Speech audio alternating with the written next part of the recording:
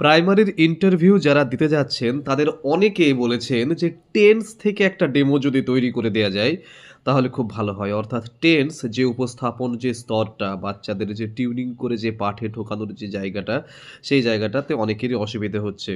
অনেক personal message পেয়েছি এবং কমেন্টেও অনেকে বলেছেন যে টেন্সের ডেমো দিতে গেলে কি করে দেবো আর কি। তো সেটা করে দেওয়া হচ্ছে এই ভিডিওতে। আমি ডেমো করে দেখাবো না, কারণ ডেমো করে দেখালে ম্যাক্সিমাম ক্ষেত্রেই কী হবে, সেই ডেমো কপি করে সবাই চলে যাবে এবং ইউটিউবের মাধ্যমে সেটাই হচ্ছে। একই ডেমো ইন্টারভিউয়াররা দেখবে বসে বসে। আমি লাইনটা দেবার চেষ্টা করব, তোমরা সেটাকে যে কোনোভাবে নিজেদের মতো করে ইন্টারপ্রেট করে নিতে পারো, যে কোনোভাবে নিজেদের মৌলিকত্ব প্রয়োগ করে নিজেরা ঠিকঠাক করে আলাদা আলাদাভাবেই সেগুলো কিন্তু রেডি করতে পারো। ওকে, আমি একটা পন্থা বা একটা ওয়ে আউট দেখানোর চেষ্টা করছি। আচ্ছা, তো ক্লাসে ঢুকেছেন, ওই সমস্ত বোর্ডে যেগুলো ফর্মালিটিস থাকে সেগুলো লেখাটেখা হয়ে গেছে, টপিকের জায়গাটা শুধুমাত্র বাদ রেখেছেন। ওকে, এবার আপনি শুরু করুন। আচ্ছা, তোমরা কি জানো সময় কথা বলে? এই যে কথাটা বলছো সময় কথা বলে, ইন্টারভিউয়ার কিন্তু এখানে ইমপ্রেসড হয়ে যাবে। তোমরা কি জানো সময় কথা বলে? বাচ্চারা তো অবাক হয়ে যাবে। বাচ্চারা তো অবাক, সময় কথা বলে মানে বাচ্চারা তো অবাক হয়ে তাকিয়ে থাকবে, হ্যাঁ সময় কথা বলে। এবার সময় যে নিয়মে কথা বলে তার নাম হচ্ছে টেন্স। বলে টপিকের জায়গায় তুমি টেন্সটা লিখছো। তুমি প্রথমে লেখোনি যেটা, ওই জায়গাটা ফাঁকা রেখেছিলে। সময় মানে তুমি একটু বাচ্চাদের দিকে ফিরছো, ফিরে তুমি তাদেরকে বলছো যে তোমরা কি জানো সময় কথা বলে। বাচ্চারা অবাক হয়ে যাবে। হ্যাঁ তোমরা জানো, কিন্তু তোমরা ধরতে পারো না। সময় কিন্তু কথা বলে, সময় যে নিয়মে কথা বলে তারই নাম হচ্ছে টেন্স। আমরা এই টেন্স বিষয়ে জানবো, কিন্তু তার আগে আমরা একটু গল্প করবো। চলো। রাহুল, তুমি স্কুলে আসার আগে কি খাও? কাল্পনিক সেই রাহুল উত্তর দেবে কি, যে স্যার বা ম্যাম আমি ভাত খাই। আচ্ছা, আমি ভাত খাই, আচ্ছা তার মানে রোজই খাও তাই তো স্কুলে আসার আগে? উত্তর আসবে হ্যাঁ। আচ্ছা, তুমি এটা বোর্ডে লিখছো, আমি ভাত খাই, বা ইংলিশে লিখছো আই ইট রাইস। এই যে ইংলিশে লিখলে রাহুলের কথাটা, রাহুল কিন্তু একদম মোটিভেটেড হয়ে গেল, কারণ একজনের কথা তুমি বোর্ডে লিখছো। হ্যাঁ, তাহলে রাহুল এই কাজটা তুমি প্রতিদিন করো তাই তো?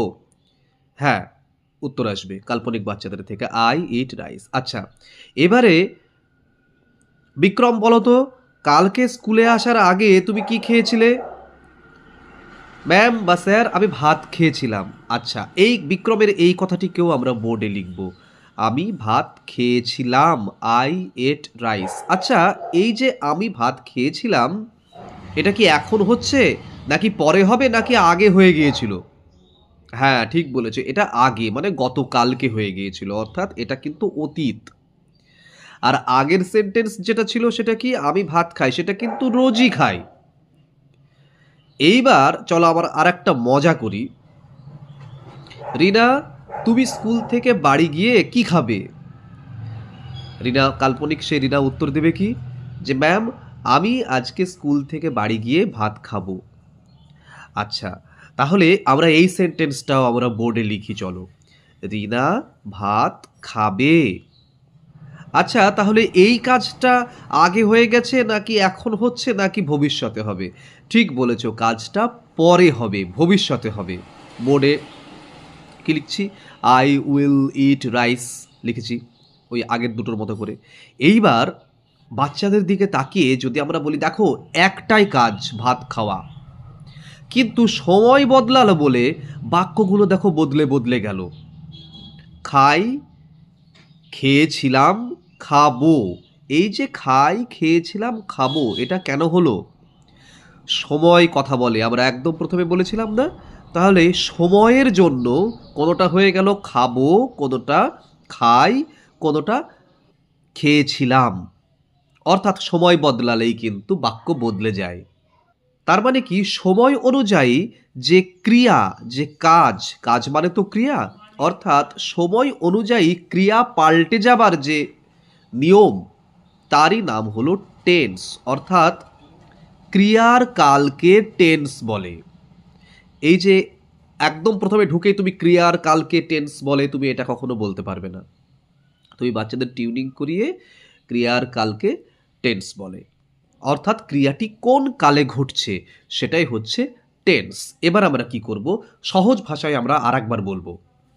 যা এখন হচ্ছে বা রোজই হয় সেটি হচ্ছে প্রেজেন্ট টেন্স। বোর্ডে লিখছো যা এখন হচ্ছে একটা অ্যারো দাও প্রেজেন্ট টেন্স, যা আগে হয়েছে পাস্ট টেন্স, যা পরে হবে ফিউচার টেন্স। অর্থাৎ আমাদের টেন্স হচ্ছে ৩ রকমের, প্রেজেন্ট টেন্স, পাস্ট টেন্স এবং ফিউচার টেন্স। পারলে বাংলাগুলোও লিখে দাও যে বর্তমানকাল, অতীতকাল এবং ভবিষ্যৎকাল। এবার তুমি বাচ্চাদের বলো কি? তাহলে বুঝতে পারলে তো টেন্স মানে ভয়ের কিছু নেই। টেন্স হচ্ছে শুধুমাত্র সময়ের গল্প। সময় যদি আমি বুঝে নিই যে কাজটা কোন সময়ে হচ্ছে, এই সময়টা যদি আমি বুঝে নিই তাহলেই কিন্তু টেন্স নিজে থেকেই ঠিক হয়ে যাবে। যদি আমরা সময়টাকে না ধরতে পারি তাহলে কিন্তু আমরা টেন্স বুঝতে পারবো না। আমরা সারা দিনে যত রকমের কথা বলি সেই সমস্ত কিছুর প্রত্যেকটি মানে প্রত্যেকটি বাক্যই কোনো না কোনো টেন্সের আওতায় কিন্তু পড়ে। আমরা সমস্ত রকমের বাংলাকেই কিন্তু একইভাবে ওই টেন্সে ফেলে আমরা কিন্তু ইংলিশ তার ট্রান্সলেশন করতেই পারি।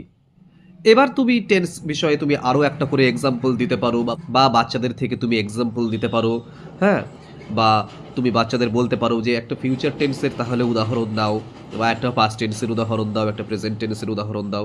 এইভাবে তুমি শেষ পর্যন্ত গিয়ে একটা হোমওয়ার্ক দিতে পারো যে তাহলে আগামীকালকে তোমরা ৩ ধরনের টেন্সের ২টো করে বা ৩টে করে সেন্টেন্স লিখে নিয়ে আসবে। বাংলাতেও লিখবে, ইংলিশেও লিখবে।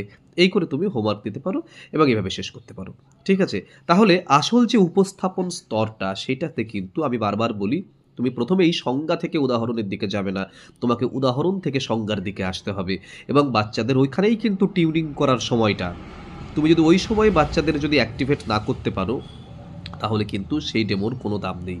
তাহলে ওই যে রাহুল, বিক্রম, রিনা এদেরকে তুমি ডেকে কথা বলেছো, তাদের বলা সেন্টেন্স তুমি বোর্ডে লিখেছো, এখানে কিন্তু বাচ্চাদের যথেষ্ট পরিমাণ টিউনিং হয়। তারা কিন্তু দেখে আমাদের কথাগুলো স্যার বোর্ডে লিখছে, হ্যাঁ? বা আমার বন্ধুর কথা বোর্ডে লিখছে, কী লিখছে দেখি, হ্যাঁ? তো এই জিনিসগুলো কিন্তু মাথায় রাখতে হবে।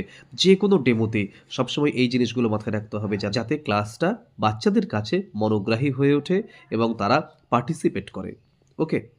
তো এই ছিল টেন্সের ডেমো। তোমরা খুব সুন্দর করে আমি যেভাবে বললাম আমি একটা ওয়ে আউট দেখানোর চেষ্টা করলাম। তোমরা যেভাবে ইচ্ছে মোটামুটি তোমরা যেভাবে ইচ্ছে সেটিকে করতে পারো। কিন্তু ওই ওই টিউনিংটা লাগবে কিন্তু। ঠিক আছে? মানে বাচ্চাদের কথা তুলে নিয়ে এসে তুমি তাদের মুখ থেকে বের করাও ৩ টে টেন্সের উদাহরণ এবং তাদেরকে জিজ্ঞেসে করো যে এটি কোন সময়ে ঘটেছিল? আগে নাকি এখন ঘটছে নাকি পরে ঘটবে? এই কাজটা যদি করতে পারো যেকোনো সেন্টেন্স দিয়ে যেকোনো ভার্ব দিয়ে কোনো অসুবিধা নেই। সেটা যদি করতে পারো তাহলেই কিন্তু তোমার ডেমো সাকসেসফুল হবে। ওকে? তাহলে এই ছিল টেন্সের ডেমো। তোমরা যদি মনে করো যে আমাকে দিয়ে কোনো প্রশ্ন উত্তর তৈরি করে দেবে বা আমার কোনো হেল্প দরকার ইন্টারভিউ সংক্রান্ত তাহলে আমার এই নম্বরে হোয়াটসঅ্যাপে যোগাযোগ করতে পারো। যতটা তাড়াতাড়ি পারা যায় হেল্প করবার চেষ্টা করছি। আর ইন্টারভিউয়ের ভিডিও রোজ আসছে, ডেমোর ভিডিও একটা করে রোজ আসবে। ঠিক আছে? ভালো থাকো। দেখা হচ্ছে পরের ভিডিওতে খুব তাড়াতাড়ি।